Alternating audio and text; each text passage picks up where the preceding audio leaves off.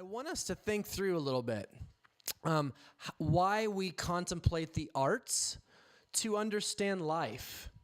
Why we talk so much about the creative to understand how this world works, how God's kingdom functions. Why did Jesus use stories to point to the kingdom? He used a form of art. He used a form of prose, a form of dialect to teach people about how to see into a world that you couldn't quite describe. There's images all over the Bible. We're going to talk about this a little bit more in weeks to come. But Jeremy Begbie, he is a brilliant scholar, read all his books, never met him, just found out he's a great musician as well from Kevin Twitt, who was just here. But he made a statement in a book that just grabbed me several years ago, and it messed with me for a very long time. He said, I think we need to stop just theologizing about music, and I think we need to theologize through music. We need to look through our art and understand a little bit more about the Christian life. And when I started thinking about that, I'm like, man, we don't just need to talk about music. Oh, man, we love the blues. We love we love rock, and why is it? And why do they choose these sounds? And why does it make me feel this way? We don't need to just kind of ponder that philosophically. We need to look as a lens through music and discover that there is honestly a grand parable or a grand metaphor, a grand story that I believe God gave us in music. Music, if you think about it, is the only universal language.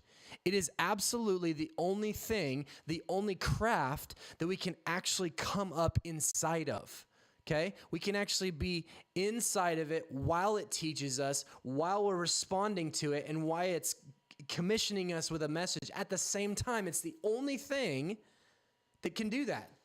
It's a universal language, and it talks about, it's this grand narrative. And so what I want to talk about in the tempo of discipleship is I think we've come up with some really bad models for how to understand the Christian life. Kevin Twitt and them just talked a little bit about it, in that we've just dumbed down Christianity to kind of this senseless happiness and not really giving ourselves an experience to know that, man, how do you deal with the realness of this? How do you lament? How do you grieve? How do you go through some of this stuff?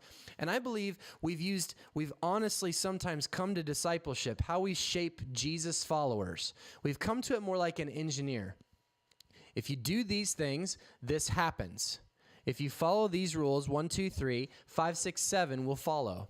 And we've treated it like that. If I teach you this catechism, if I have you memorize these things or put these verses down, well, then you're going to be discipled. And we treat it like that, and it's not static like that.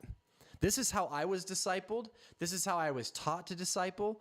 This is how I see discipleship go a lot in churches. And I wonder if there's just a better parable, a better metaphor, a better story that we could see into. And I think music might help with that, okay? I think this is why God gives us art.